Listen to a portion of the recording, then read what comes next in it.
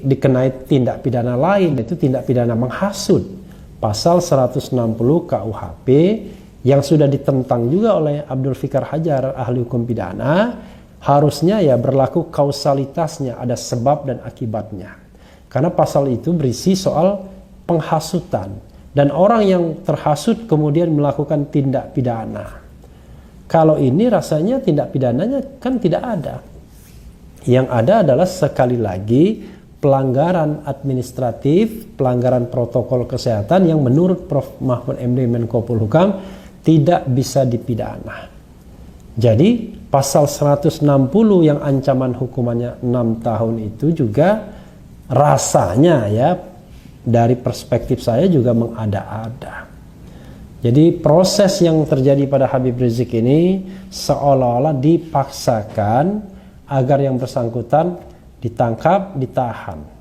Dan proses penahanannya itu ya sedikit mempermalukan juga, karena pasti menggunakan rompi tahanan dan diborgol. Jadi hanya orang-orang yang jahat, kalau orang-orang kampung melihatnya, yang ditahan dan diborgol. Tapi ya terjadi, it happens kepada seorang ulama. Ya terlepas kita tidak suka misalnya dengan Habib Rizik yang penampilannya meledak-ledak, tetapi dia adalah seorang ulama yang tetap banyak pengikutnya yang juga kita harus hormati. Terbukti ketika yang bersangkutan pulang dari ya semacam apa ya istilahnya uzlah di Arab Saudi, ada ratusan ribu, bahkan ada yang mengatakan jutaan orang yang menyambutnya di Bandara Soekarno-Hatta. Ini menunjukkan bahwa yang bersangkutan bukan tidak ada pengikutnya. Salah besar praduga Menko Polhukam yang mengatakan bahwa pengikut Habib Rizik sedikit. Dan ketika diperlakukan tidak adil, bukan tidak mungkin dia akan muncul terus sebagai tokoh yang akan membesar, terus membesar.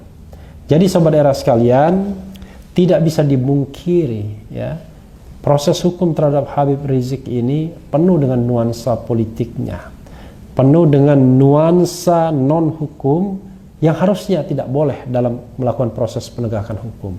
Toh kalaupun dianggap sebuah pelanggaran, pelanggaran tersebut bisa direkonsiliasi.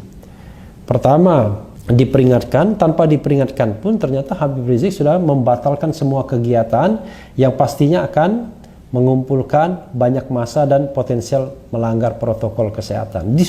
Sudah dibatalkan semua. Dia umumkan dalam pidato peringatan 212 yang juga saya hadir secara virtual, tapi hadir di tempat, tapi tempat yang berbeda dengan Habib Rizik menyampaikan pidatonya. Dan dia juga patuh membayar denda 50 juta rupiah, denda terbesar yang pernah dikenakan kepada kerumunan. Jadi apalagi? Bahkan dia harus kehilangan pengawalnya 6 orang yang hingga saat ini masih misteri apakah dibunuh, dibantai, ataukah karena tindakan pembelaan diri oleh aparat keamanan. Jadi sobat era sekalian, banyak sekali perlakuan tidak adil terhadap Habib Rizik ini. Dan sayangnya penegak hukum sepertinya sudah menarget bahwa keberhasilan menahan Habib Rizik itu adalah seperti keberhasilan tugas seorang aparat keamanan yang bertugas di Polda Metro Jaya. Kalau itu yang terjadi, ya tentu menyedihkan.